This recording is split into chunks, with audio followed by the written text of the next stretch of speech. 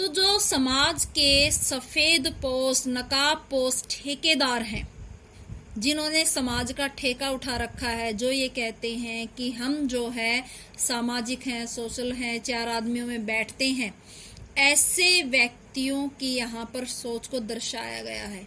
उमा जो है यहाँ पर चीख कर कहती है कि वो कोई वस्तु नहीं है जो एक शोपीस की तरह लड़के वालों के सामने सजा दी जाए।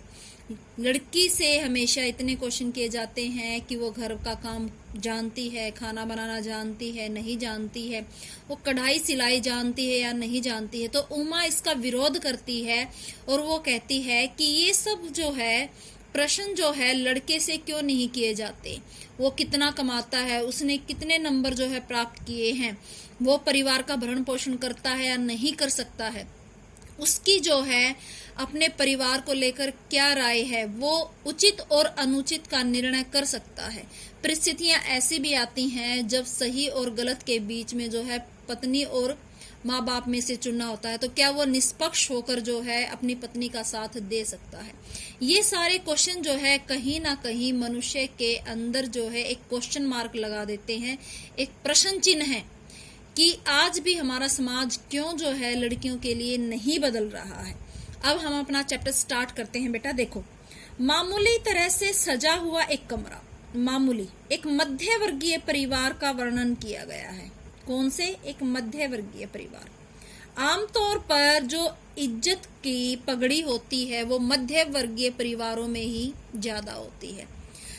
जो रईस या अमीर परिवार है उनके लिए इज्जत और बेइज्जती कुछ नहीं होती। क्यों? क्योंकि उनके पास पैसा है और पैसे के दम पर सब कुछ खरीदा जा सकता है, इज्जत भी खरीदी जा सकती है। जो नीची नहीं, जो गरीब हैं उनके लिए वैसे कोई इज्जत बेइज्जती नहीं होती, ना वो काम करते हुए जो है शर्म महसूस करते हैं। तो यहाँ बात हो रही है एक मध्य वर्गीय परिवार की। मध्यम वर्गीय परिवार जो है सबसे ज्यादा इन परिस्थितियों में पिसता है।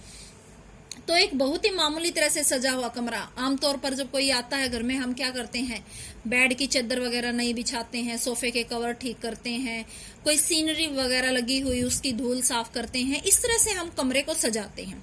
तो एक आम सा सजा हुआ कमरा है।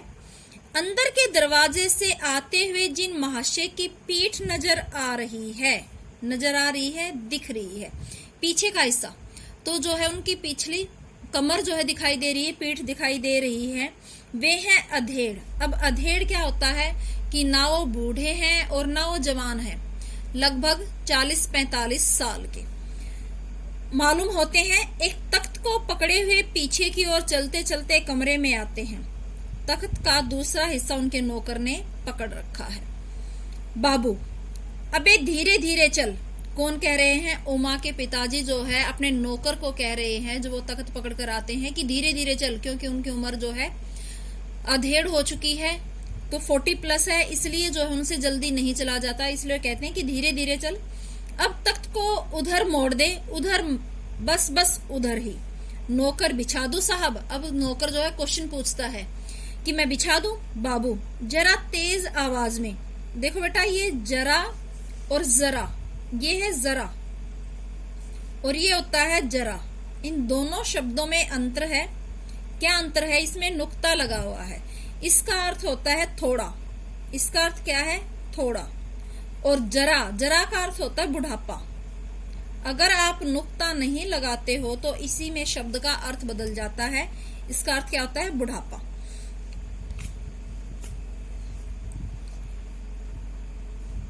बाबू जरा तेज आवाज में, और क्या करेगा? परमात्मा के यहाँ अकल बट रही थी तो तू देर से पहुंचा था। अब नौकर जो है वो जो है बात बात पे क्वेश्चन करता है, तो दिमाग उसमें ऐसा लगता है कि थोड़ा कम है, तो इसलिए जो है राम स्वरूप उसे कहते हैं कि भगवान के यहाँ जब अकल बट रही थी तो तू सो गया था। क्या बिछा दूं साहब? और यह पसीना किस लिए बहाया है? तो राम स्वरूप कहते हैं कि तख्त जो है हम यहाँ लेकर आए हैं, तो पसीना किस लिए बहाया है? बिछाने के लिए ही तो बहाया है। नौकर तख्त बिछाता है और ही हंसता है, जैसे खिसियानी सी हंसी जो है वो हंसता है।